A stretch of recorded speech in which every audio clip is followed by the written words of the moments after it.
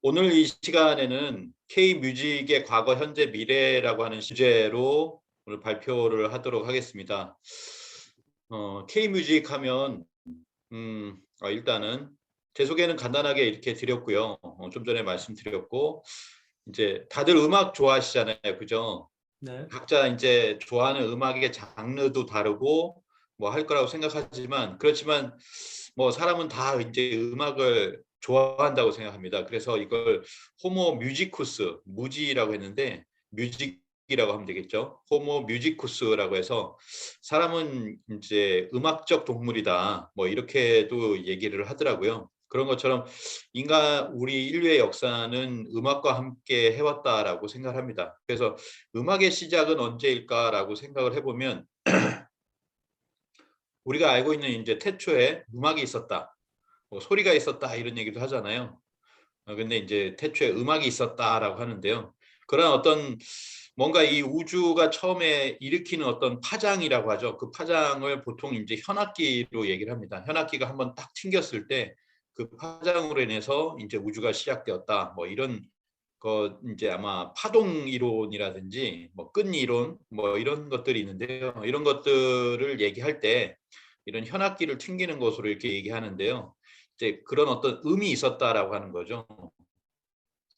그래서 우주가 시작될 때의 최초의 소리를 옴이라고 합니다. 우리 뭐 티베트 불교의 어떤 진원 같은 경우에는 옴마니 밤메 훔이라고 하는 육자 진원이 이제 유명하잖아요. 그래서 옴이라는 최초의 소리가 있었다. 옴하고 하는 진동하는 어떤 창조의 소리가 있고 이것이 뭐 우주의 절대자가 바라는 진동음이 바로 옴이다. 이렇게도 이야기를 합니다. 그 최초의 태초 이전에 음, 율려 오는 우주의 소리 에너지를 이제 옴이라고 하고 그 다음에 우주의 개별적 존재 속에 담겨 있는 소리를 이제 훔이라고 한다라고 해서 옴과 훔, 옴만이 반매음 할 때 옴을 창조의 소리 그리고 훔을 열매, 결실의 소리로서 이렇게 이야기를 하고 있습니다.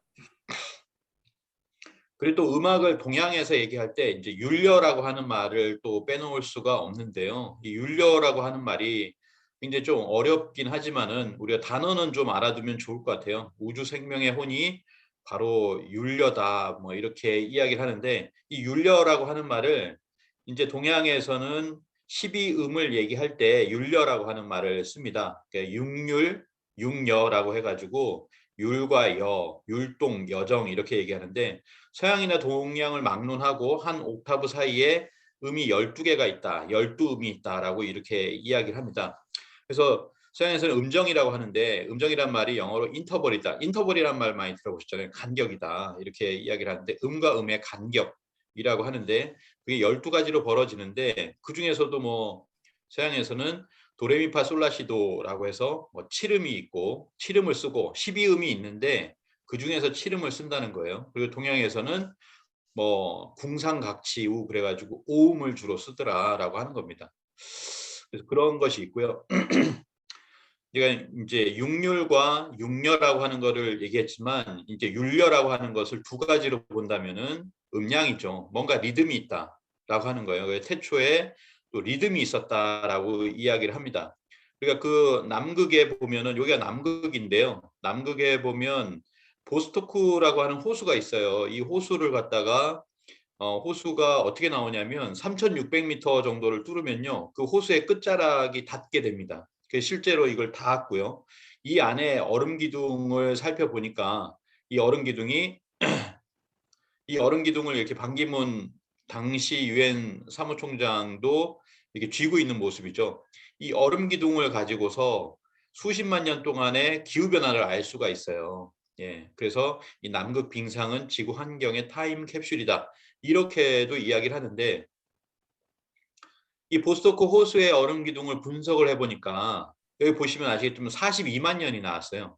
3,600m를 뚫어 보니까 42만 년의 어떤 주기가 나왔는데 그 중에서 아래쪽은 보시면은 이게 빙하기고 올라간 쪽은 간빙기가 됩니다.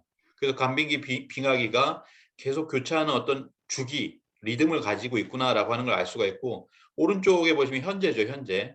현재는 그 빙하기에서 이제 간빙기로 쭉 올라가는 뜨거워지는 간빙기라고 할까요? 뜨거운 간빙기. 지금 시절이 그런 거라는 거죠. 그래서 이제 지구 온난화 얘기할 때 그런 뜨거워진 간빙기 속에서 또 온실가스 문제가 생기니까 더 뜨거워진 그런 시기다라고 하는 것을 지금 이야기를 하고 있습니다. 그래서 지금은 간빙기가 5만 년이 되어서 뜨거워진 시기다. 이렇게 이제 이야기를 합니다. 이거는 이제 빙하기의 이제 모습이고요.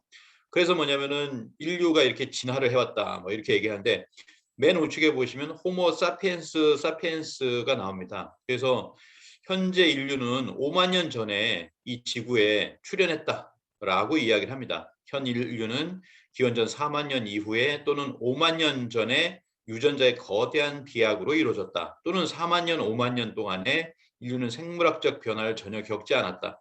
생물학적 변화를 겪지 않았다는 것은 4만 년, 5만 년 전에 출현하여서 그 뒤로 진화한 것이 아니라 그 출현한 유전자가 그 인간이 그대로 지금까지 유지되어 왔다라고 하는 얘기죠.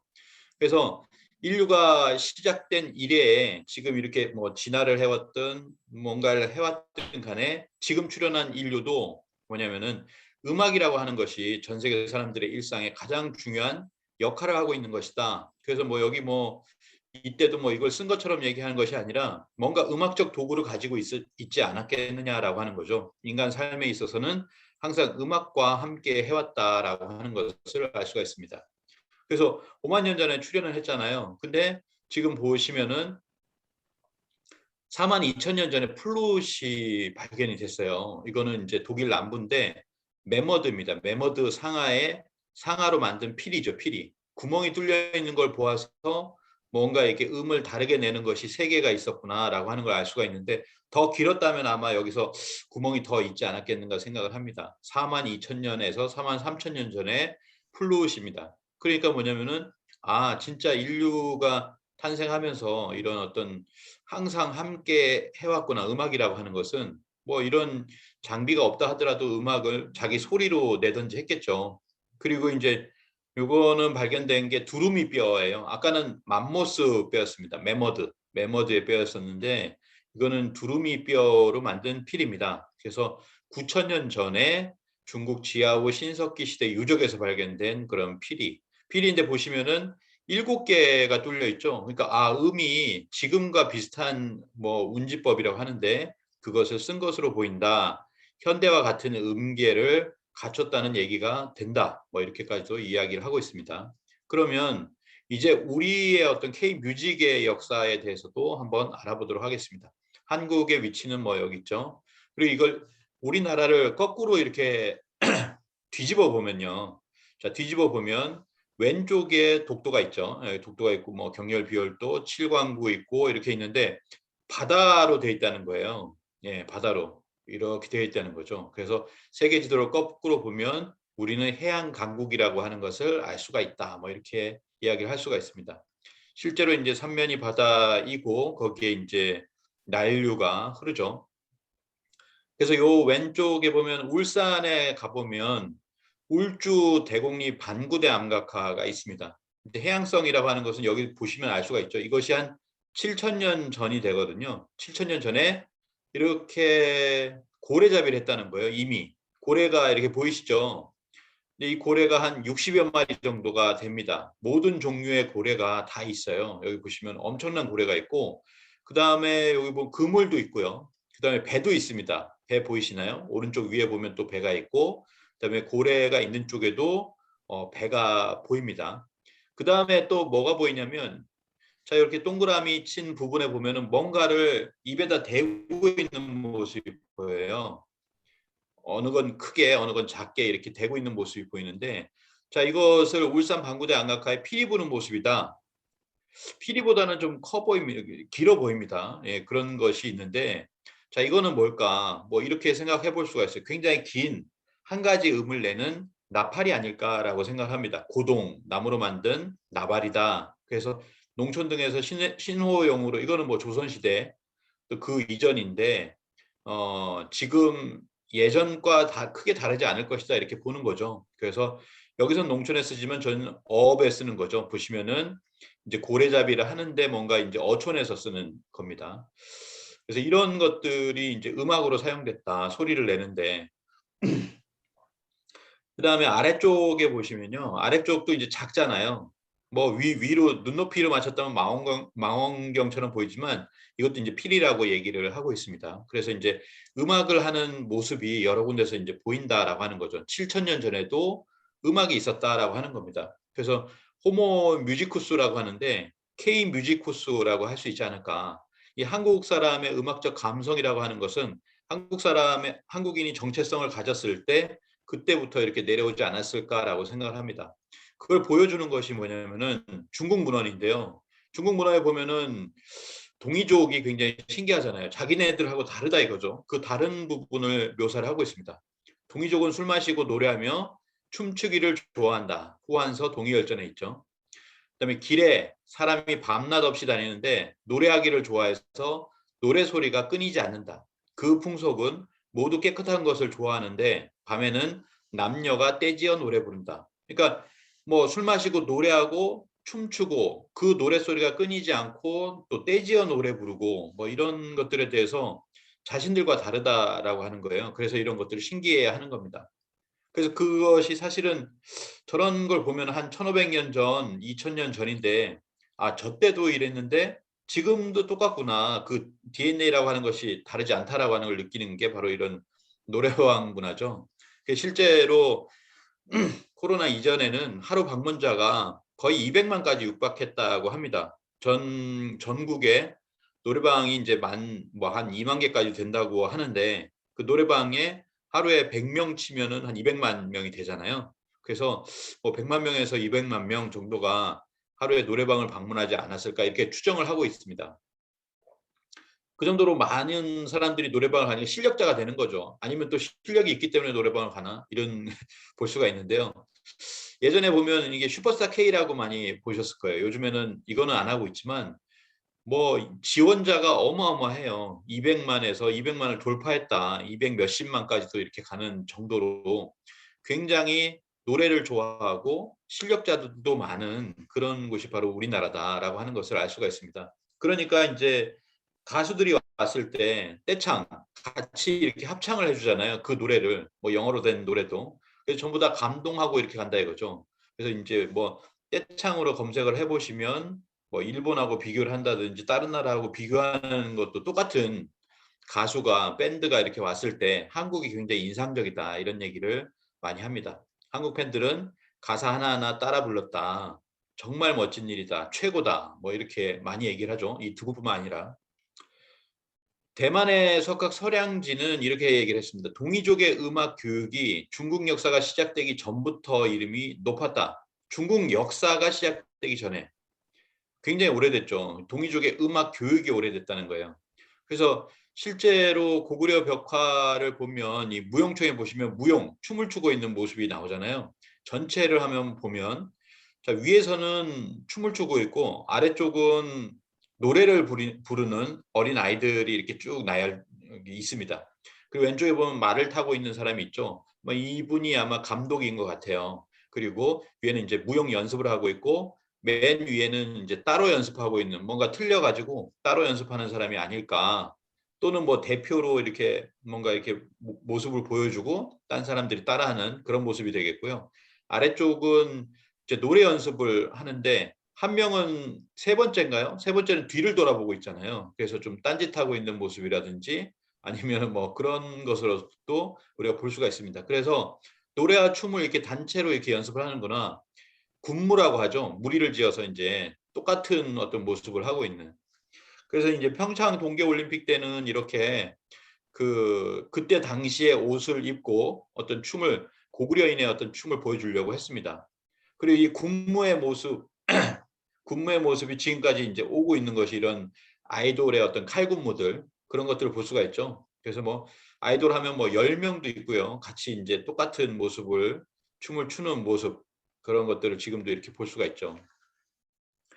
자 후한서 동의열전을 보면 자 이런 춤을 출 때도 보면은 어떨 때 술자리를 하고 모여서 노래하고 춤추느냐 그 이전에 제를 지낸다라고 하는 거예요. 그래서 인제 귀신에게 제를 지내는데 밤낮 술자리를 베풀고 모여서 노래하고 춤춘다. 10 월에도 농사를 끝낸 후에 똑같이 제를 지내고 그다음에 술 마시고 노래하고 춤춘다라고 하는 것을 동의열전에 이렇게 적어 놓고 있습니다. 그러니까 뭐냐면은 이 예전에 이런 노래하고 춤추는 문화는 그 이전에 뭐가 있었냐면 결국에는 신과의 어떤 소통 그런 거예요. 우주의 어떤 통치자 하느님, 상제님께 천제를 올릴 때 그다음에 또 하나는 뭐냐면 그 조상님께도 제를 올릴 때 뭐 제사잖아요. 그래서 그런 때도 영을 즐겼다라고 하는 거죠. 그게 인제 고구려 동맹, 부여의 영고, 동해 무천 같은 제천 의식이 있었는데 그 제천 의식 때에는 하늘의 옥황상제, 삼신상제님께 천제를 올리고 한판 어울려 춤추고 노래하는 한판 대동제를 열었다라고 하는 거죠.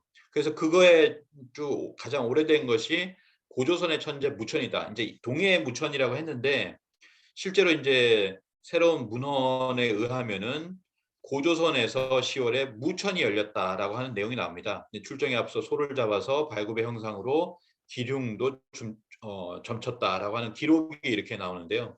태백일사를 보면 이렇게 나와요.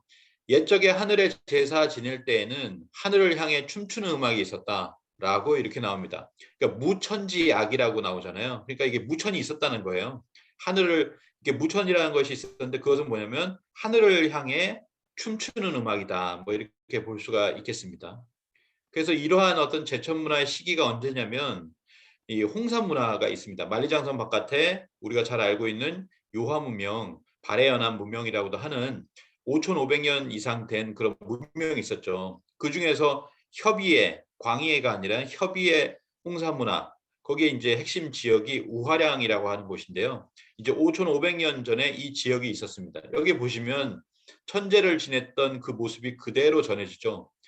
그 중에 뭐냐면은 발견된 게 천원 지방이라고 해서 하늘의 제를 지내는 곳은 둥근 곳에서 이렇게 제를 지냅니다. 그리고 땅의 제를 지내는 것은 방정한 곳에서 그래서 인제 정사각형 거기에서 인제 제를 지내는 거죠. 그래서 천원 지방의 최초의 모습을 보여주고 있다. 이 동이족에서 그런 모습을 인제 보여주고 있습니다. 그래서 그 원형 제단이라고 하는 것은 삼신 상제님께 제를 지내기 때문에 3단이에요. 그래서 우화량의 원형 삼신단을 복원을 해 놨습니다. 그래서 우리 민족의 제사는 항상 이랬다는 겁니다. 태백일사에 보면 제사는 반드시 먼저 살아계신 것과 같이 하였다. 항상 조상이 살아계신 것처럼 정성을 들였다. 신주를 모시고 상을 차리고 제물을 올리는 것을 친견하는 듯한 예의를 나타내고자 합니다. 근본을 돌아보면 지금의 삶을 소중하게 여기고 후손으로 하여금 가르침을 계승하게 하려는 것이다. 라고 이렇게 되어 있습니다. 이 시기가 5,500년 전이니까요. 단군 조선은 4,333년이자 2333년이잖아요, BC. 그러니까 그보다 더 오래된 지역은 인제 배달국이죠. 배달국 또는 박달국이라고 합니다. 그래서 1565년 동안 18명의 환웅이 통치한 이 시기가 있었는데 이 시기에 어떤 제천 문화가 있었다라고 하는 거예요. 이 시기를 인제 배달이라고 하고 도읍을 신시라고 했습니다. 최근에는 인제 BTS가 내년에 공개할 어떤 스토리가 있는데 그 스토리에 신시라는 도시를 설정을 했죠. 예. 신시라는 도시를 설정을 했는데 이게 바로 신시 배달국에 관한 이야기를 얘기하는 겁니다. 그래서 "신시지악이다. 신시 배달에 음악이 있었다."라고 얘기합니다. 태백일사를 보면 신시의 음악을 공수 또는 공수라고 하기도 하고 또는 두열이라고 했다. 사람들이 둥글게 모여서 노래를 불러 삼신 또는 삼신 상제님을 크게 기쁘게 해드렸다. 나라에 복을 내려 길하게 창성하게 하고 백성의 마음을 기쁘게 축복해달라는 것이다라고 합니다. 이 배달국 시대 홍산 문화의 옥기로는 이런 것도 있어요. 오공금 구멍이 5개가 뚫려 있죠. 이걸 통해서 그 음을 내는 것입니다. 그리고 고조선 이전 홍산인들이 사용한 편경, 석경이 있습니다. 석경을 보면 크기가 다르면은 음이 다르잖아요. 두께가 다르면 음이 다릅니다. 그다음에 이게 뭐 여러 가지로 해서 음을 다르게 내는데 음을 뭐 16음이 있었다. 그중에서 뭐 12음을 낸다. 뭐 이렇게 얘기를 하죠. 그래서 편경은 궁중 제례 음악에 사용하는 악기인데 이때 이러한 악기를 썼었다라고 하는 것을 알 수가 있습니다. 카일 하인츠 슈토크하우제는 이렇게 이야기를 합니다. 음악 작곡가인데요. 최고의 음악은 인간의 목소리다. 목소리는 인간의 가장 좋은 악기입니다. 그것은 어떤 유행도 타지 않습니다. 그러니까 많은 악기를 가지고 있지만 예로부터 아까 동이족도 노래를 불렀다라고 얘기를 하잖아요. 근데 그냥 노래를 부르는 것도 있지만 우리가 그 어떤 노래를 주문으로 하는 경우가 있습니다. 소리를 내는 경우가. 그래서 실제로 우화량에 보면 아까 제천단이 나왔는데 그 제천단 고속도로 위쪽으로 언덕을 올라가면은 여신묘가 있어요. 그 여신묘에 여신상이 있습니다. 왼쪽처럼. 그래서 5,500년 전에 여신상이 반가부좌를 하고 있는 모습인데 이게 수행하는 모습입니다. 그리고 5,300년 전에 남신상이 나왔어요. 거기서 얼마 떨어지지 않은 흑룡하에서. 이 남신상은 입모양을 보시면 아시겠지만 주문을 읽고 있습니다. 반가부좌를 하고 역시나 주문을 읽고 있다라고 하는 거죠. 그래서 이걸 보시면은 예전부터 소리를 이렇게 냈었구나, 수행을 했었구나라고 하는 것을 알 수가 있습니다. 아까 보셨던 그 BTS의 오리지널 스토리 세븐 페이츠라고 하는 건데요. 세븐 페이츠니까 7명, BTS가 7명이잖아요. 7명의 어떤 운명이라고 할까? 그런 건데 옆에는 차코라고 되어 있습니다. 호랑이를 잡는다는 거예요. 그래서 한국의 설화 속에는 범과 곰이 등장한다. 아까 신시의 범과 곰이라고 하니까 완전 배달국대를 모형으로 한 현대 이야기를 이제 담고 있는 것이죠. 그 배달국대로 돌아가 보면 이런 얘기들이 있습니다. 환웅께서 이제 모범을 보이시는 거죠. 그래서 삼칠이를 택하여 상제님께 제사를 지내고 바깥일을 꺼리고 삼가 문을 닫고 수도하셨다. 주문을 읽고 공덕이 이루어지기를 기원하셨다. 아까 보시면 그 남신상, 주문을 읽는 남신상이 있었는데 그 지역에서 그 시기에 주문을 읽는 남자가 있었다라고 하는 것을 문헌상으로 중국에는 없습니다. 우리 문헌에만 있죠. 그게 바로 삼국유사와 그리고 여기 삼성기 이런 환단고기에만 이런 주문을 읽었다라고 하는 그런 기록이 남아 있습니다. 그래서 5,500년 전에도 우리 선조들은 이렇게 주문을 읽고 수행을 했구나라고 하는 것을 알 수가 있습니다. 이 주문을 코스믹 뮤직이라고 하잖아요. 우주의 음악이다라고 이야기를 합니다. 예. 그래서 예전에 우리가 알고 있는 단군 신화에서처럼 곰과 호랑이가 동굴 속에 있는 것이 아니라 곰을 토템으로 한 그런 어떤 곰 토템족과 웅족과 그리고 호족이 있었는데 전부 이게 수행을 하다가 거기에서 이제 못 견딘 호족은 뛰쳐나갔다라고 하는 거죠. 그것을 갖다가 상징을 한 것이죠. 그래서 이 주문이라고 하는 것은 우주의 음악이다 이렇게 이야기를 하는데 하늘, 땅, 이제 천지라고 하잖아요. 우주의 음악 하면은 우주가 천지니까 천지의 음악인데 하늘과 땅과 하나 되기를 바라는 인간이 부르는 생명의 노래가 바로 주문이다. 그래서 아까 처음에 우주의 소리 자체가 옴이기 때문에 그것을 찾아내서 이제 사람들이 주문을 할 때 옴이라고 하는 소리를 내고 그 다음에 또 훔이라는 만트라가 있으니까 훔이라는 소리를 내는 것이죠. 그래서 이것이 5,500년 전에 이 주문을 내던 그런 우주 음악을 하던 것이 면면이 이어져 오다가 160년 전에 동학이 창도가 됩니다. 이 동학혁명도 있지만은 그 이전에 1860년에 동학이 최재호 선생에 의해서 창도가 되었죠. 이 동학이라고 하는 것을 뭐냐? 조선왕조 실록에 보면은 고종한테 바치는 글이 있어요. 거기 보면 동학을 조사해 보니까 동학이라고 하는 것은 21자의 주문을 외는 것입니다. 오로지 뭐 이렇게 이야기를 합니다. 그게 바로 이제 시천주 주문이라는 건데요. 이 시천주 조화정 영세불망 만사지 지기금지 원희대강이라고 하는 주문을 읽었다라고 하는 거예요. 이렇게 해서 면면이 우리는 어떤 음악 중에서도 이러한 나를 건강하게 하고 생명을 더 연장시키기 위한 이런 어떤 수행을 했었다라고 하는 것을 알 수가 있습니다. 자, 이어서 배달국에 이어서 이제 단군 왕검 시절을 보도록 하겠습니다. 단군 왕검 시절에는 지금 유적이 남아 있잖아요. 강화도 만이산에 참성단이 있습니다. 근데 이 참성단은 언제 지었냐면 제위 단군 왕검 제위 51년인가요? 3년 전이죠. 그때에 참성단을 짓게 합니다. 그리고 3년 뒤에 단군 왕검께서 친히 천제를 이렇게 올리시는 거죠. 이때 우리 단군 조선에도 홍수가 일었기 때문에 특히나 이렇게 제를 지내게 되었습니다. 그러면서 이 단군 세기에 보면 삼신상제님께 천제를 올렸다라고 하는 그런 기록이 계속해서 나오고 있습니다.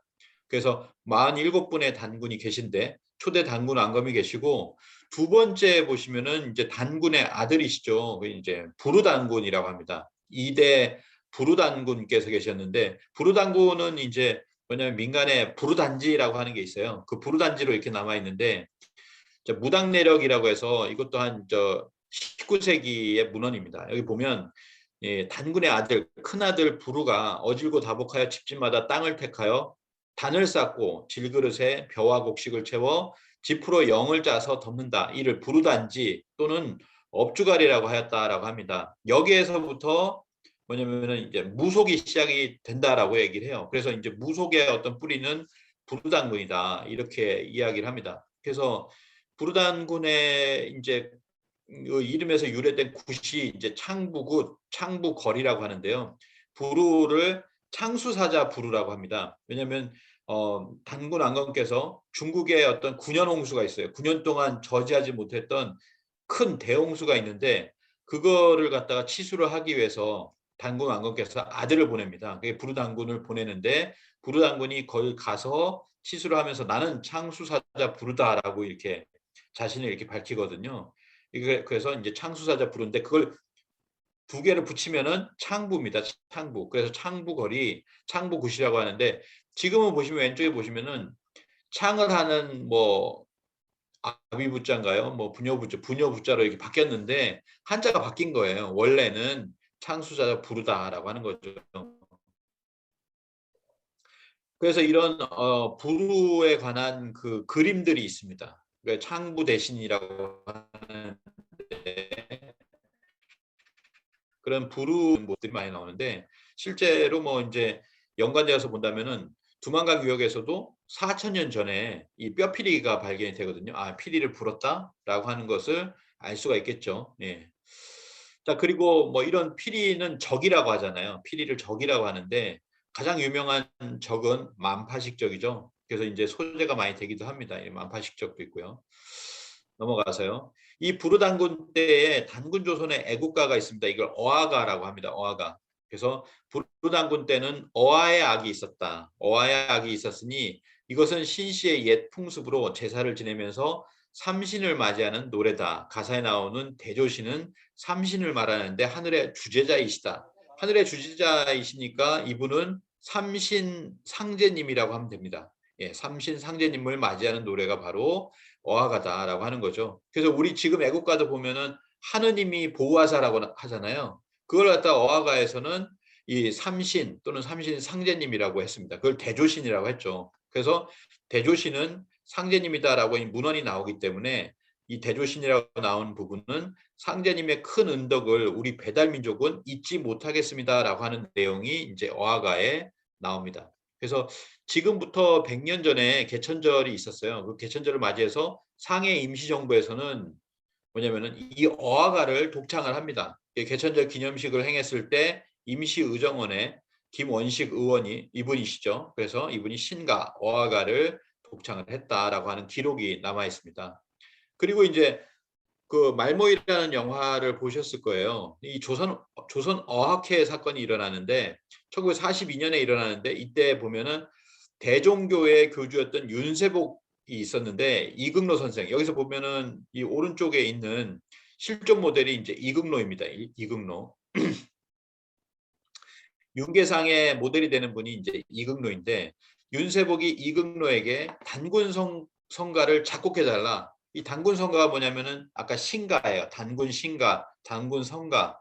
이게 바로 신가인데 신가가 바로 어하가입니다. 그러니까 어하가가 가사가 있으니 여기 작곡을 해달라라고 부탁을 했는데 이것이 발각이 되면서 빚어진 사건이 바로 조선어학계 사건이다라고 하는 것을 알 수가 있습니다.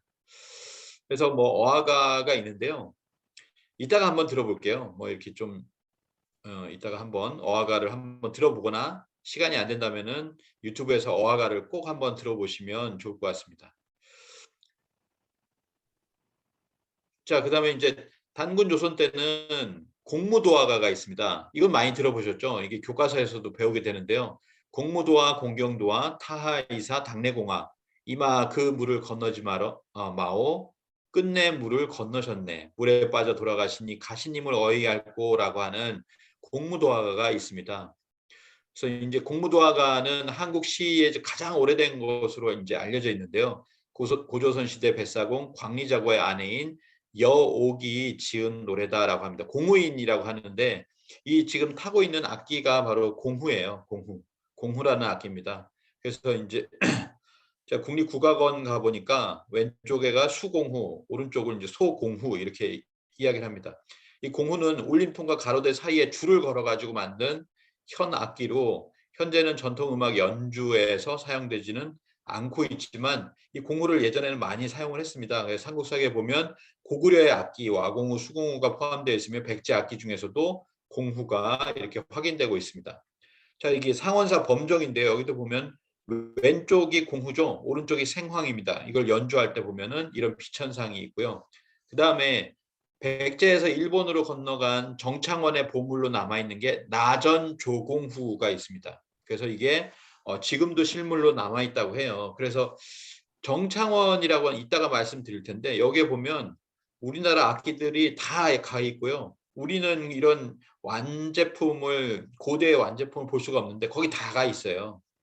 그래서 이 공후라고 하는 것도 비파, 공후, 수공후, 백제, 팔연금, 금쟁 등 현재 한반도에서는 중국이나 일본 악기로 치부하고 있지만 실은 우리 조상, 즉 백제인들이 쓰던 악기였다. 뭐 이것만 아셨으면 좋겠다라는 생각이 듭니다. 그리고 비파하면은 중국의 악기 이렇게 하는데 그게 아니라는 거죠. 공후도 마찬가지입니다. 그래서 이제 공무도화가가 이제 제목만 가져갔지만 니마 그 강을 건너지 마오라고 하는 영화도 있었죠. 그리고 뭐 황조가도 예전에 한번 들어보셨을 겁니다. 자, 고대 현악기를 한번 보도록 하겠습니다. 현악기. 자, 현악기는 뭐냐면 똑같습니다. 이제 후한서에 보면 동이족의 특징을 봤을 때 풍속이 노래 부르고 춤추고 술 마시고 슬을 타는 것을 좋아한다 이렇게 나왔잖아요. 슬. 그리고 삼국지 위서 동의전을 보면 풍속이 노래 부르고 춤추고 술 마시는 걸 좋아한다. 이때 사용하는 슬은 그 모양이 축과 비슷하고 그것을 타는 곡이 있다라고 얘기를 했습니다. 이 슬이라고 하는데 슬이 뭘까요? 자, 또 하나는 신라 내해왕의 충신 물계자가 정쟁에 공을 세웠으나 포상을 받지 못하고 이것은 내 탓이다라고 하면서 검은고라고 써 있는데요. 금이라고 나옵니다. 금. 금을 메고서 사채산에 들어가 세상에 나오지 않았다라고 하는 내용인데 여기서는 금이라고 하죠. 금이라고 하면 이제 생각이 드시죠? 가야금 할 때 이제 금이 있잖아요. 그래서 검은고라든지 가야금을 금이라고 이렇게 했습니다. 여기 보면 백제 금동대학로에 보면 또 이 금이 나오죠. 자, 그래서 우리가 금슬이 좋다라고 하는 얘기가 있는데 이 금슬이 좋다라고 하는 것은 뭐냐면 금이라고 하는 것은 검은고를 뜻하고 그 다음에 슬이라고 하는 것은 비파를 뜻한다 뭐 이렇게 이야기를 합니다. 그래서 검은고와 비파가 어울리는 것처럼 어울려서 이제 음악을 내는 것처럼 금슬이 좋다라고 하는 말이 있었다라고 합니다. 이게 금하고 슬이죠. 그래서 고대 삼현이다라고 얘기하면 이 세 가지를 얘기합니다. 우리가 잘 알고 있는 가야금, 검은고, 그 다음에 가운데가 비파예요. 비파. 그래서 이 비파도 마찬가지로 우리 동이족의 악기였다 이렇게 보시면 됩니다. 비파를 먼저 말씀을 드리면 지금은 이제 비파가 좀 전해지지 않죠. 자, 아까 보셨던 그 일본 나라에 보면 정창원이라는 곳이 있는데 이 정창원에 백제 왕신사와 백제사를 건립한 구색이죠. 성무천왕이 있습니다. 이때 당시의 위수품이다. 뭐 이거를 뭐 신라인에게서 뭐 구입을 했다. 뭐 이런 식으로도 얘기를 하고 여러 가지로 전해지고 있어요. 나전자단 사현비파. 자, 여기 보시면 비파의 끝에 보면은 이렇게 묶은 게 있잖아요. 이게 네 개가 있죠. 그 사현이라고 합니다. 사현비파고요. 그다음에 여기는 보면은 끝부분이 5개가 이렇게 뭐 저도 잘 모르지만 이게 5개가 보이잖아요. 그죠? 위에가. 그래서 오현비파라고 합니다. 이거를 갖다가 이제 정창원의 비파다 이렇게 얘기하는데 신라의 비파거나 백제의 비파가 넘어간 거죠. 그래서 이 8세기에 만든 비파인데 신라 상인이 성무천왕에게 판매를 했다. 4개 중에 크기가 큰 비파 2점이다. 뭐 이렇게 이야기를 하는데 신라 시대에 사용한 뭐 향비파다 이렇게 추정을 하기도 하고요. 또 최재석 교수에 의하면 한반도에서 건너간 백제 도레인이 만든 어떤 비파다. 백제인이 만든 비파거나 아니면 신라인이 만든 비파거나, 그러니까 비파라고 하는 것이 나오면 전부 뭐 당나라에서 나왔다 이런 식으로 이제 일본 사람들은 그렇게 얘기하는데 그게 아니라는 거죠. 유일하게 오현 비파라는 거예요. 이게 사현으로 만들어진 일반 비파와는 달리 이 둘은 세상에서 전하는 유일한 5개 현, 오현 비파다라고 합니다. 그래서 이거는 신라나 백제 가능성이 높다는 거죠. 자, 그래서 이제 이 비파도 보면은 김홍도의 그림에서 나오는 것처럼 여기는 현이 네 개죠. 네 개네요. 여기 위에 뒤에 보면은 그 현을 고정하는 것도 네 개죠. 그래서 사현 비파인데 이런 비파가 조선 시대까지 쓰였구나. 이거를 음악을 했구나. 요 앞에는 생황이라고 하는 것이 보입니다. 그래서 이런 것들을 알 수가 있습니다. 비파도 지금에 와서야 좀 사라졌지 비파가 있었다. 그리고 비파도 우리 민족의 악기였다라고 하는 걸 알 수가 있고요. 자, 비파, 가야금, 검은고인데요. 가야금을 보도록 하겠습니다. 가야금은 뭐 이제 가야의 금이다라고 보시면 되겠죠. 이 가야금의 대가는 우륵이라고 있습니다. 삼국사기 악지의 가야금은 6세기 전반 대가의 가실왕이 궁중악사인 우륵에게 당시에 연주되던 전통 악기를 토대로 중국의 악기를 참고해 만들도록 지시한 현악기다라고 합니다. 그래서 가야금이 완성된 뒤에 우륵은 곡을 썼어요. 12곡을 작곡을 했는데 지금은 이름만 전해지고 있습니다. 자, 신라에 보면은 신라의 악기니까 이제 신라금이라고 하는 거예요. 근데 이제 이게 가야금이다 또는 신라금이다 이렇게 이야기를 하는데 이 동그라미 친 부분은 보면은 양머리와 같다라고 해서 이거 이제 양이두라고 합니다. 양이두. 예. 그래서 어 양이두니까 양이겠죠. 이게 양의 어떤 귀 모습이다 그러겠죠. 양이두. 그래서 6세기 대전 월평동 출토 양이두 요 부분만 출토가 된 거예요. 그걸 가지고 원형을 복원한 것인데 이게 신라금이다 또는 백제금이다 뭐 이렇게 이야기를 합니다. 왜냐하면 대전 월평동이 이제 백제의 땅이라는 거죠. 그래서 그렇기 때문에 백제금이다 아니다 이건 신라에서 사용했기 신라금이다. 어쨌든 뭐 삼국 중에 하나가 되겠죠. 자, 이것도 원형은 어디서 나오냐? 일본 정창원의 신라금이 이렇게 있습니다. 원형이 이런 악기가 전한다는 거죠. 이 정창원이라는 것이 어디냐면 나라에 가면 이제 사슴공원이 있고 그 위로 가면 동대사가 있잖아요. 이 동대사의 북서쪽에 보면은 일본 왕실의 유물 창고가 정창원이라는 곳이 있습니다. 정창원에 가보면 아까도 보셨지만 정창원은 우리 문화재를 가지고 가서 굉장히 많아요. 그걸 갖다가 10월 말쯤이 되면 1년에 한 번씩 몇 작품만 공개를 합니다. 올해 보니까 올해 이걸 공개를 했더라고요. 나전자 이건 5현이라고 했는데 4현이죠. 하나 둘 셋 넷입니다. 4현. 나전자단 4현 비파. 백제 도레인이 만든 4현 비파가 되겠습니다. 이걸 갖다 이제 공개를 한 거예요.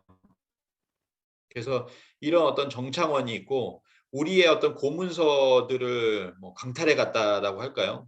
국내청에 보면 서릉부라고 하는 곳이 있습니다. 그래서 여기 보면은 도쿄 근처에는 국내청 서릉부가 있고 그다음에 여기 정창원은 나라에 있잖아요. 나라 부분에 있는데 우리 문화재와 우리 고서들이 가 있는 곳이다라고 보시면 되겠습니다.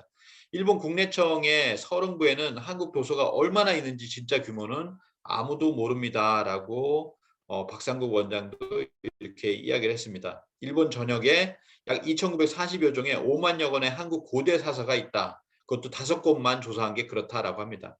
5곳을 조사했을 때 5만여 권의 고대 사서가 있었다는 거예요. 얼마나 많은 우리의 사서나 문화재들이 일본에 있을까라고 생각을 하는 거죠.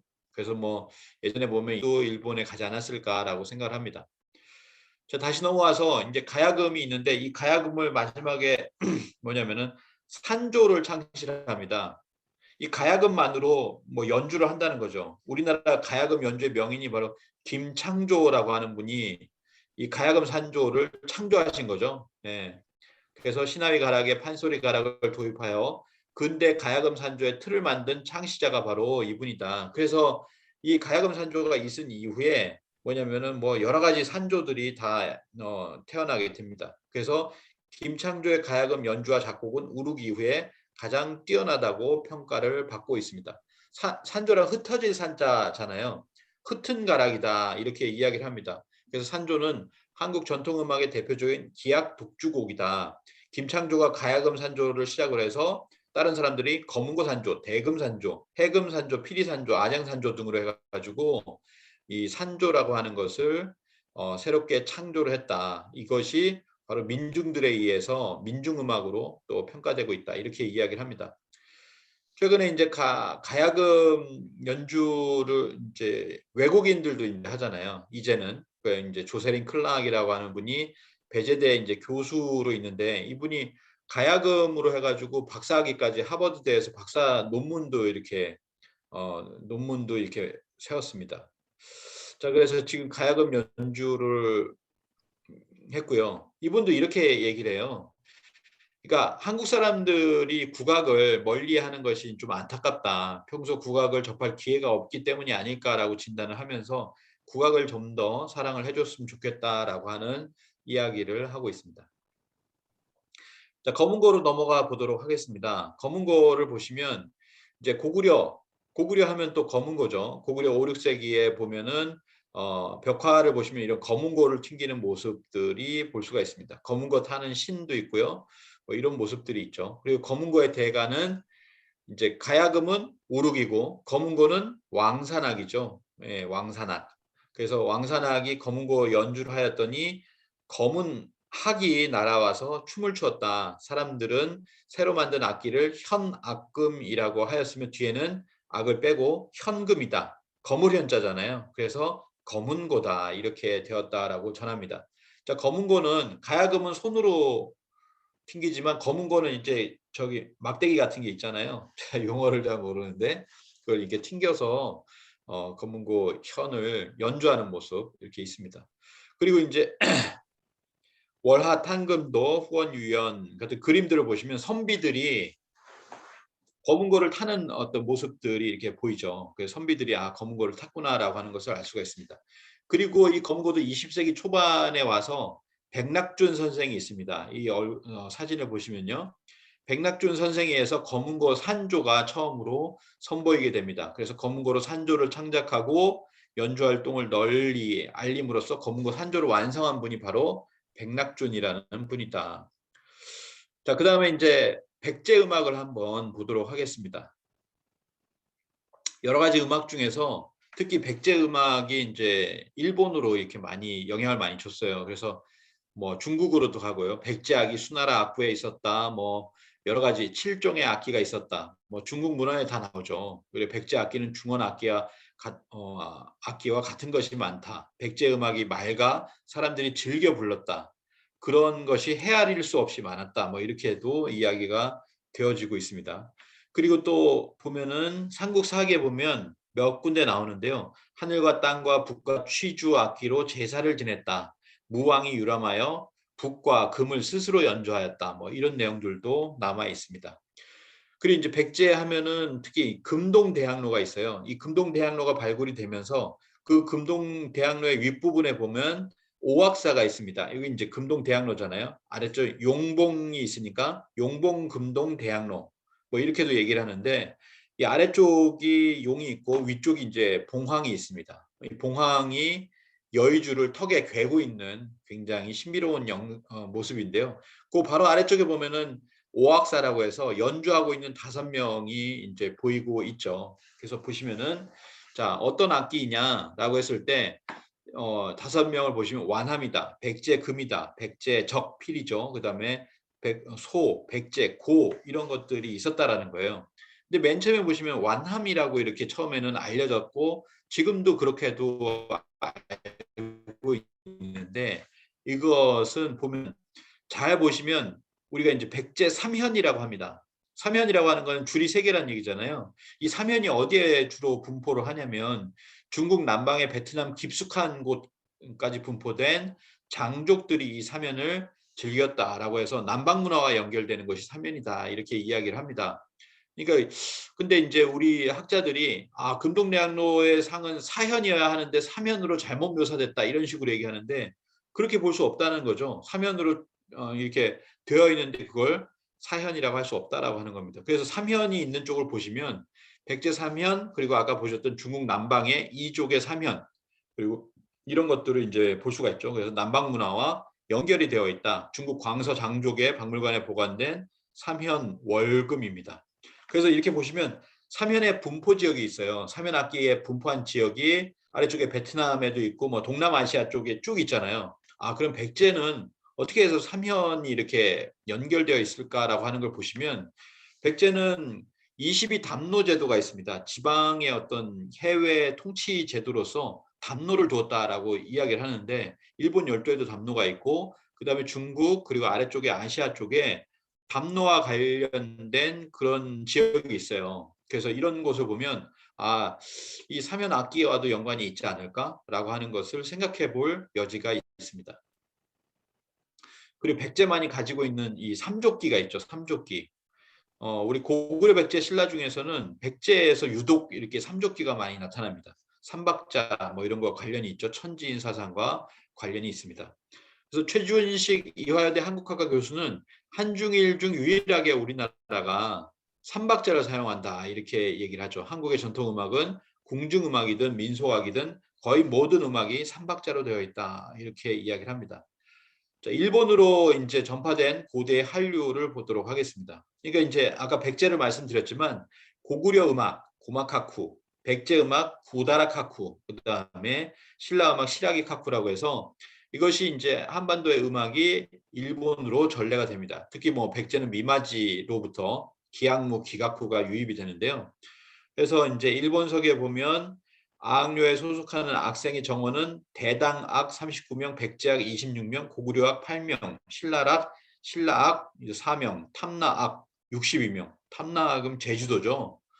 탐나악이 62명 제일 많네요. 예, 이렇게 이런 부분도 있었습니다. 기록이 있고요. 그리고 부여에 이제 미마지 비석이 있어요. 백제인 미마지가 지금 일본으로 넘어가서 기악무를 가르쳤습니다. 그래서 일본의 전통 가면극인 기가쿠 형성의 밑거름이 되었다. 일본 고대 문화를 발전시키는데 큰 역할을 한 인물이 미마지다라고 합니다. 예, 이런 공연들이 있었고요. 그래서 일본 서기나 이런 일본의 기록을 보면 백제 음악가가 일본으로 넘어왔다. 미마지도 넘어왔다. 백제 음악가 26명이 확정되었다. 백제 음악가 스승이 4명이고 학생이 20명이다. 쭉 해서 백제 음악에 관한 이야기들이 많이 이렇게 나와 있습니다. 그래서 이 백제의 어떤 음악이 이렇게 많이 넘어갔는데 그리고 나서 또 이제 1000년 이상이 흘러서 바로 지금 이제 고대의 한류를 이어받아 가지고 이런 어떤 음악이 우리 음악을 좋아해 주고 있죠. 그래서 보아가 일본에서 레전드가 되었다. 뭐 오리콘 차트에 최초로 1위를 했죠. 벌써 한 20년이 지났는데요. 그리고 보면은 일본이 굉장히 우리 아이돌을 굉장히 좋아합니다. 사실 뭐 저도 가봐도 보아 동방신기 카라이에서 지금은 BTS, 블랙핑크, 트와이스 보통 3인방이라고 얘기를 해요. 트와이스는 이제 9명인데 그중에 일본인이 3명이 있어요. 뭐 그런 어떤 장점도 있겠죠. 그래서 일본에서 굉장히 좋아해주고 BTS, 블랙핑크 엄청난 인기를 얻고 있습니다. 판소리를 보도록 하겠습니다. 아까 뭐 이제 고대 사면이라고 해서 이제 현악기를 주로 봤었는데요. 판소리가 있잖아요. 판소리와 민요가 있습니다. 판소리는 세계에서 유일한 1인 오페라다 이렇게 얘기합니다. 한 명의 소리꾼이 있고 고수가 있으면 거기에서 이제 판소리가 나오는 거죠. 그래서 19세기의 판소리 명창 모흥갑의 무대를 묘사한 그림을 보면 판소리의 3요소는 뭐냐? 소리꾼이 있고 고수가 있고 그다음에 관객이 있어야 돼요. 그래서 관객들이 쭉 이렇게 둘러보고 있는 모습인데 우리가 지금으로 보면은 뭐 홍대 거리에서 뭐 이렇게 버스킹을 하고 있는 거와 같죠, 사실은. 기타를 치고 있으면 무대에 이제 사람들이 막 오잖아요. 예, 노래를 부르고. 어떤 판소리 명창의 그런 모습인데 판소리는 지금 5마당이 있습니다. 춘향가, 심청가, 흥보가, 수궁가, 적벽가 이렇게 5마당이 있고요. 지금은 새로운 판소리들이 나오고 있죠. 이 5마당만 부를 수는 없잖아요. 그래서 새로운 창작 노래들이 계속해서 이렇게 나오고 있습니다. 그리고 외국인들도 이제 판소리가 그냥 판소리가 아니라 판소리와 오페라를 연결을 하고 판소리와 뮤지컬을 연결을 하고 이런 어떤 시도들이 많아지고 있습니다. 독일의 오페라 연출 거장 아임 프라이어는 이렇게 얘기했는데요. 한국은 세계적으로 알려질 훌륭한 전통 문화 자산을 많이 가지고 있는데 이를 발전시키려는 노력은 부족한 것 같습니다. 라고 해서 판소리가 한국인에게 두루 사랑받는 장르가 되었으면 좋겠다라고 하는 소망을 피력한 바 있습니다. 자, 그래서 뭐 지금은 또 융합을 하죠. 그래서 조선 판스타라고 해서 판소리를 하시는 분들 나와 가지고 대중가요를 이렇게 부르기도 하고 여러 가지 인제 시도들을 많이 합니다. 그리고 인제 외국인들도 지금 인제 판소리 연구가들이 등장했죠. 안나 예이츠 서울대 음대 교수인데 판소리를 지금도 이렇게 연구하고 있습니다. 그리고 인제 카메룬 출신의 프랑스인 소리꾼 있죠. 소리꾼이 있습니다. 이분도 최근에 그 대한사랑 개천문화제에 와서 거기에서 인제 크게 인제 판소리를 하고 갔는데요. 인제 2015 년에 인제 공연을 보고 나서 그다음에 판소리 공부를 시작했어요. 얼마 안 됐죠. 근데 지금 한예종을 다니고 있습니다. 한국예술종합학교 국악과에서 판소리를 지금도 이렇게 익히고 있습니다. 그래서 이 판소리를 봤고요. 자, 이제 본론 마지막이라고 보시는 케이팝을 한번 보도록 하겠습니다. 자, 보시면 이러한 어떤 단계로 판소리와 민요가 있었잖아요. 그리고 그 음악을 단체로 하는 남사당패가 있었습니다. 100년 전에는 이렇게 장터를 누비면서 전문 놀이패, 음악패가 이게 남사당패다 뭐 이런 것들이 있었는데 남사당패가 이게 동네에 오면은 마을 사람들이 전부 나와서 이걸 보잖아요. 예, 이런 어떤 모습, 이런 모습을 보여줬었는데 지금 뭐냐면은 뭐 전 세계 사람들이 좋아해 주는 거죠. 전 세계 사람들이 뭐 옛날에 남사당패 이런 사람들이 회원을 하는 거죠. 원을 푸는 것처럼 이런 옛날에는 딴따라라고 얘기했던 그렇게 천대받던 사람들이 지금은 스타가 되어서 전 세계를 이렇게 누비고 있습니다. 지금도 보면 BTS 같은 게 LA 콘서트를 지금 하고 있잖아요. 2년 만에 코로나 시대이지만은 이제는 위드 코로나 시대가 되어서 이제 지금도 이렇게 콘서트를 지금도 하고 있습니다. 12월 2일까지 하죠.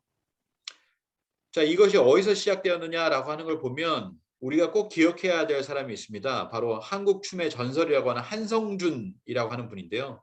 그냥 기억을 해두시면 좋겠어요. 한성준, 한국 근대 춤의 아버지다 이렇게 이야기를 합니다. 그래서 이분은 그 세습무가 출신의 외조부를 비롯해서 다 이어져 그 위로부터 이제 예인들이 이어져 내려오는 거죠. 그래서 청소년기를 거치고 민속 놀이판을 돌아다니다가 21세 때는 동학혁명에 참여했다. 그리고 20대 초반 홍성에서 동학 사상을 아까 말씀드린 시천주 주문의 시천주 사상을 접하면서 시천주 주문 수행을 실천했다. 그러면서 이 세상이 새로운 이제 대동세계, 개벽 세상이 되기를 원했다라고 합니다. 그래서 태평무라고 하는 것도 지었어요. 태평무, 태평성대가 와야 된다라고 하는 거죠.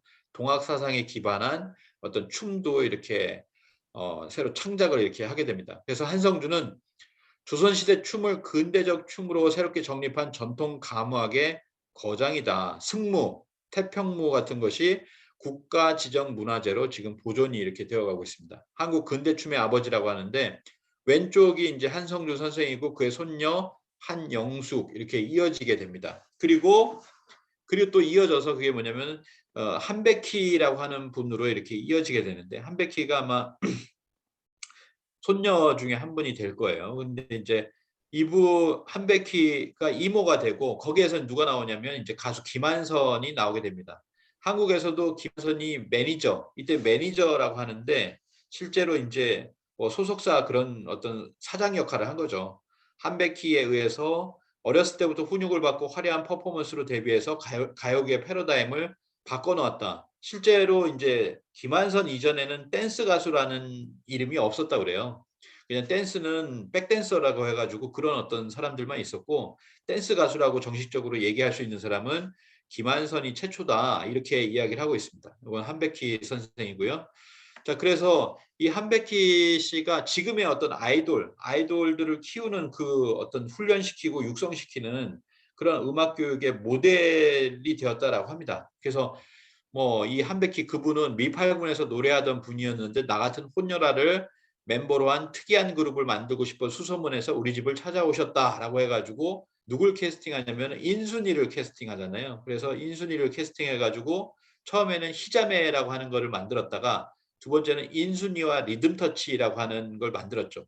이때는 뭐냐면 누구와 뭐뭐 이런 것들이 많았어요. 그래서 대표적인 게 서태지와 아이들 그렇잖아요. 그래서 인순이와 리듬터치인데 요 왼쪽에 보시면 리듬터치의 그 왼쪽에 보면 김한선이 있죠. 그러니까 김한선은 이렇게 춤 연습을 시키고 이제 무대 연습도 시킨 거예요. 그러면서 이제 김한선을 데뷔를 시킵니다. 1986년에 이제 김한선을 최초로 이게 데뷔를 시키는데 춤 전문가 가수라는 최초의 춤 전문 가수다, 댄싱 퀸이다, 뭐 이렇게 이야기를 합니다. 그런데 이제 이때 당시에 1981년에 이제 지금 SM 엔터테인먼트에 이수만이 있었어요. 가수였잖아요. 근데 이제 이수만이 이제 미국 유학을 가게 됩니다. 그래서 미국 유학을 갔다가 거기에서 미국의 어떤 음악 MTV의 열기 뭐 이런 것들, 스타 발굴 시스템 이런 것들을 이제 보고 오는 거죠.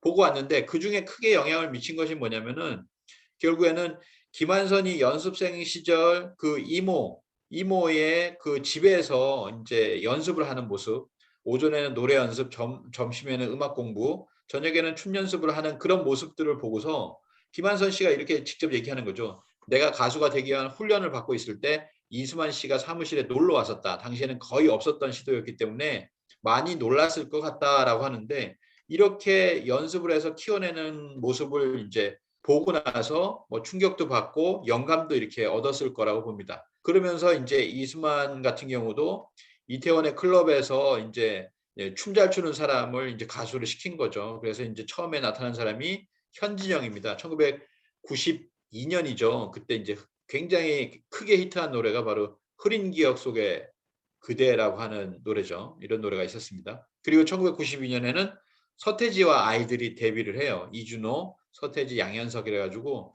이렇게 이제 데뷔를 합니다. 그래서 90년대가 바로 이제 이런 가수들이 이렇게 쭉 나오기 시작하는데 90년대 후반에 이제 IMF 구제 금융을 우리나라가 신청을 합니다. 이제 국가가 부도가 된 거예요. 국가 부도의 날 뭐 이렇게도 이제 이야기를 하는데 97년 뭐 11월 달에 이제 국가 부도를 선언을 했지만 실제적으로는 뭐 이때 뭐 1월 달부터 막 시작됐잖아요. 그래서 뭐 유명한 그런 어떤 대기업 같은 경우 부도가 나고 뭐 이렇게 되었습니다. 그래서 뭐냐면은 자, 이 한류는 IMF 때문에 생겨난 독특한 문화다. IMF가 없었다면 한류는 생겨날 수 있었을까요? 대답은 노입니다. 이효령 교수는 이렇게 얘기했는데 저도 뭐 그런 부분이 상당히 있다라고 생각을 합니다. 왜냐하면 기획사가 이때 만들어지거든요. SM 엔터테인먼트 같은 경우도 그 이전에 81년 이렇게 들어와서 80년대 중반 이렇게 해가지고 90년대 초반에 현진영을 내면서 만들었지만은 뭐냐면 국내 시장이 지금 부도가 났다는 거예요.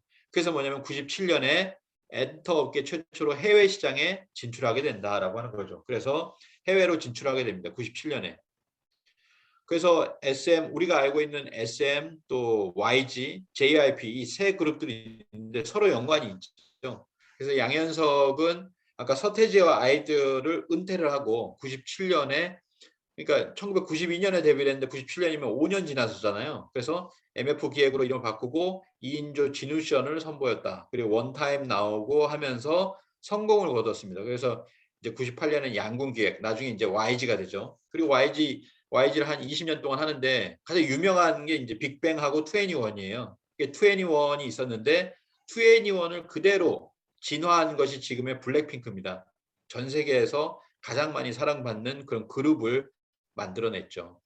그리고 이제 SM의 오디션을 봤던 이제 JYP 박진영이 있는데요. 그래서 오디션을 보고 나서 이제 가수로 활동을 하다가 이제 JYP도 시작을 한 게 1997년입니다. 바로 IMF 시절이죠. 그때 5월에 태응 기획을 설립을 하고 그때 이제 뭐 G.O.D라든지 박지훈 이런 사람들 B 이렇게 프로듀싱을 하게 됩니다. 97년, 98년에 일본 문화가 전격적으로 개방이 되고 이러한 가운데서 이제 한류라는 말이 이제 생겨나기 시작하는데 쿵따리 샤바라라고 했던 거기에서 이제 대만을 진출하게 되죠. 클론이. 그러면서 대만에서 이제 한자 문화권이니까 한류라고 하는 신조어가 만들어지게 되고 그것이 본격적으로 쓰이게 되는 것이 2000년에 H.O.T가 베이징에서 콘서트를 하면서 본격적으로 이제 한류라는 말이 생기기 시작했습니다. 한류의 원조는 보면은 이수만의 SM 엔터테인먼트가 큰 공을 세웠죠.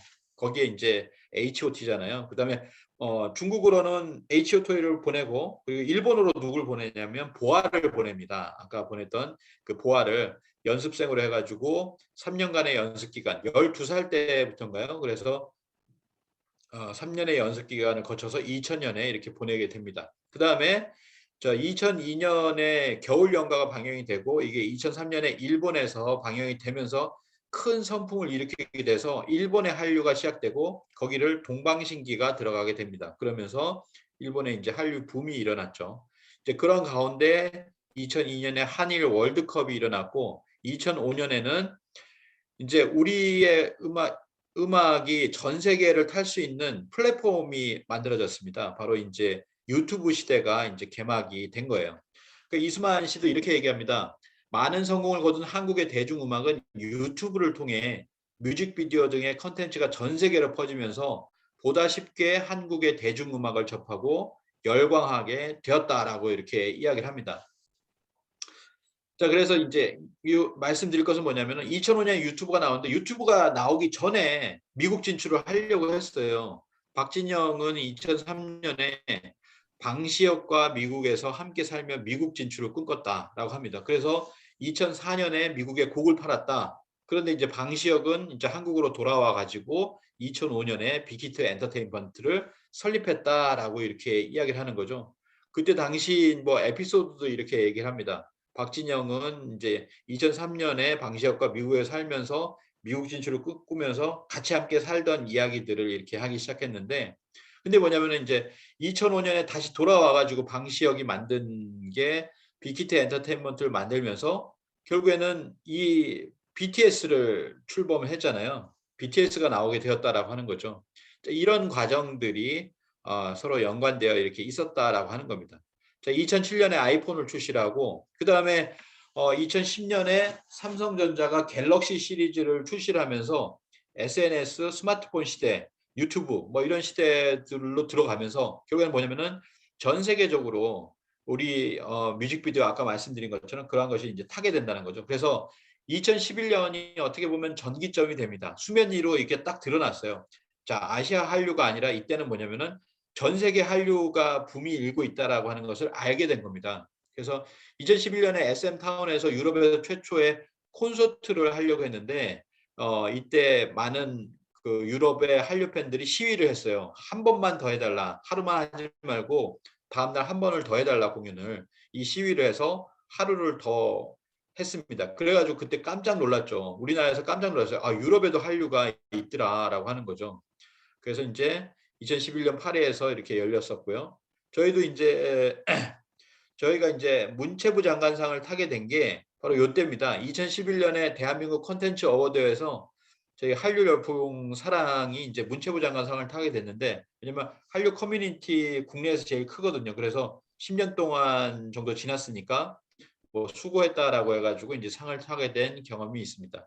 그러니까 지금으로부터 지금 유럽의 한류 그다음에 이제 10년밖에 되지 않은 거예요. 2021년이잖아요. 이 사이에 엄청난 변화를 겪었습니다. 2012년에 싸이의 강남 스타일의 열풍이 불었죠. 예, 그 다음에 2013년에 방탄소년단이 데뷔를 하게 됩니다. 그러면서 2015년, 16년 빌보드에 진출하게 되고, 그 다음에 2018년에는 처음으로 한국 가수 처음으로 빌보드 1위를 하게 돼요.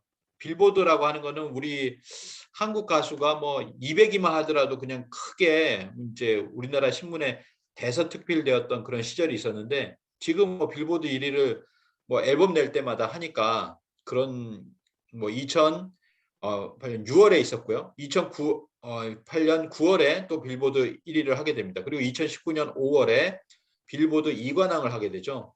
그리고 또 뭐 네 번째 빌보드도 이제 석권을 하게 되고 하면서 이렇게 되면서 뭐냐면은 2020년 3월에 메보 더 소울이라고 하는 노래가 나오면서 이 다음에는 뭐냐면 코로나 시대로 들어가게 되죠. 예, 본격적인 코로나 시대로 들어가게 돼서 그런 어떤 상황을 타게 됩니다. 그래서 이제 미국 진출을 하게 되니까 미국을 무너뜨렸다 이렇게까지 얘기를 하거든요. 그러니까 BTS 이전에 뭐냐면 깜짝 놀란 것이 1960년대, 70년대에 바로 이제 비틀즈가 있었잖아요. 이름도 비슷해요. 비틀즈, BTS라고 하는데 비틀즈 때를 잉글리시 어베이전이라고 했습니다. 영국의 침공이다 이렇게 이야기했었는데 지금 뭐냐면은 코리안 인베이전 뭐 이렇게 이야기를 합니다. 근데 그때와 다른 거는 이들은 영어를 가지고 서 했는데 우리는 한국어를 가지고 진출을 해버린 거죠. 그래서 1964년에는 브리티시 인베이전 이렇게 했고요. 그래서 비틀즈처럼 미국을 사로잡은 BTS 인베이전이다 이렇게 이야기를 합니다. 한국어 앨범이 미국을 공식적으로 정복했다. 올림픽 금메달, 월드컵 4강에 비견될 만한 성과다. 세계 대중문학의 지형이 바뀔 만한 사건이 벌어졌다. 인기 K-팝 그룹이 아니라 이것은 수십 년간 유례가 없는 세계적인 현상이다. 이렇게 이야기를 하고 있습니다. 뭐 경제적 효과는 뭐 몇십 조가 된다. 뭐 56조까지도 이야기를 하고 있는데요. 지금 보면은 사실은 더 크게 또 벌어지고 있는 것 같습니다. 지금 이번에 LA 콘서트 그리고 이제 12월 2일 날은 온라인까지도 같이 콘서트를 하게 되는데 그럼 한 번에 벌어들인 돈이 조 단위가 된다는 얘기가 있어요. 몇 천억이 아니라. 그래가지고 저도 깜짝 놀라고 있는데 자 이렇게 해서 이제 BTS뿐만 아니라 오른쪽에 이제 블랙핑크라든지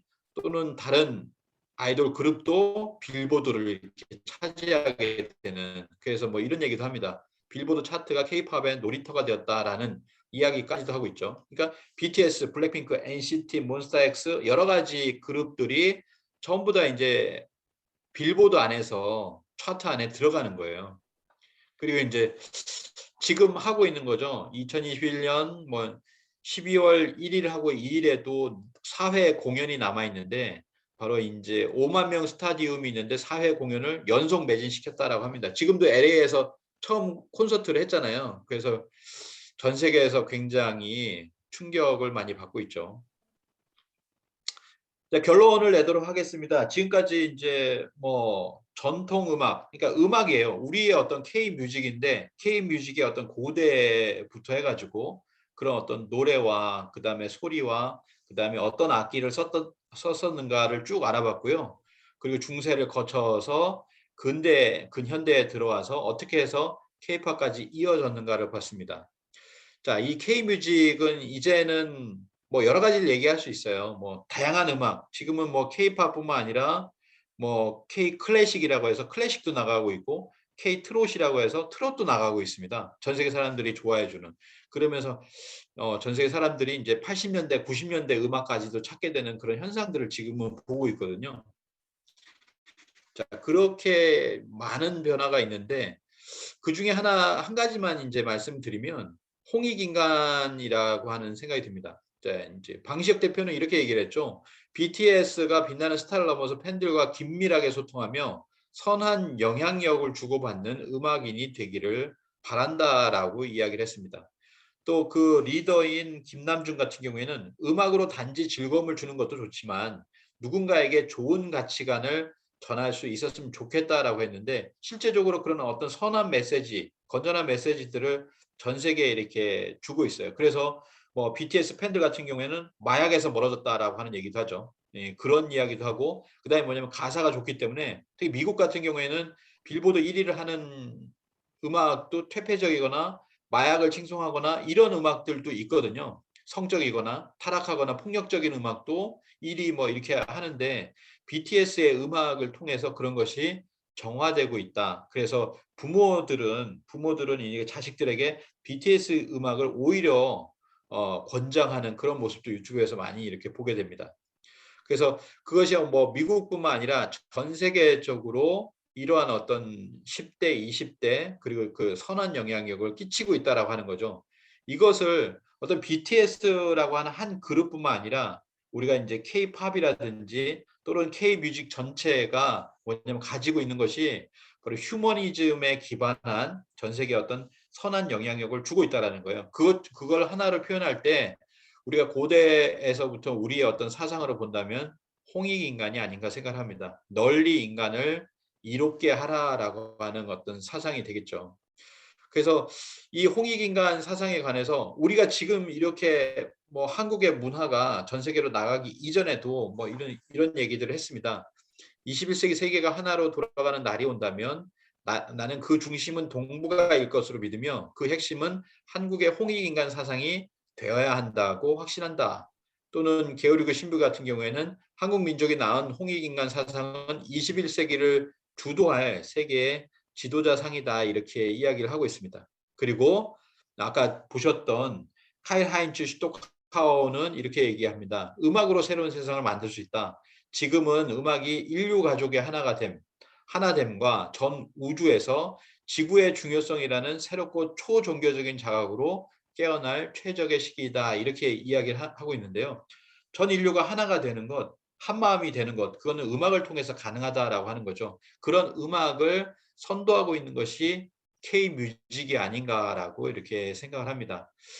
그래서 이제 음악으로 새로운 세상, 앞으로 오는 어떤 새로운 세상을 만들 수 있다. 지구촌이 진정한 한 가족이 될 수 있다라고 생각을 하고, 그러한 어떤 메시지를 이제 BTS뿐만 아니라 실제적으로 우리의 어떤 음악, 그걸 통해서 하나가 될 수 있지 않을까. 그걸 통해서 우리가 미래를 볼 수 있지 않을까라고 생각을 하고요. 그래서 김구 선생은 그런 해안을 가지고 있었나 봅니다. 지금 가장 어렵고 가장 가난하고 아무것도 없었던 그 시대에 내가 원하는 건 부력이 아니다. 경제가 윤택해지는 것 또는 군사력을 가지는 것, 우리의 강력, 군사력은 남의 침략을 막을 만하면 족하다. 근데 군사력도 사실 우리나라가 6이라 그래요. 오직 한없이 가지고 싶은 것은 높은 문화의 힘이다. 문화의 힘은 우리 자신을 행복되게 하고 우리 스스로도 이제 행복하죠. 나아가서 남에게 행복을 주겠기 때문이다. 라고 하면서 그 뒤로 보면은 결국엔 뭐냐면 우리뿐만 아니라 전 인류에게 행복을 줄 수 있는 것이 이 문화의 힘이라고 이야기를 하고 있습니다. 지금은 한국의 문화라고 하는 것이요. K-뮤직뿐만 아니라 뭐 생활 가전이라든지 여러 가지 어떤 경제적인 측면에서 또는 실제로 문화, 그리고 마지막으로 이제 홍익인간이라고 하는 사상적인 어떤 측면에서도 많은 부분에서 영향을 주고 있다라고 생각을 합니다. 자, 그런 부분에서 우리가 이 K-뮤직이라고 하는 것을 다시 한번 이렇게 생각을 해보고, 뭐 전통 음악에서부터 그리고 K-팝까지 우리가 이제 그러한 어떤 음악들을 전 세계인들과 함께 또 알리고 서로 공유하는 그런 시간을 많이 가졌으면 좋겠다라고 하는 생각이 듭니다. 예, 감사합니다.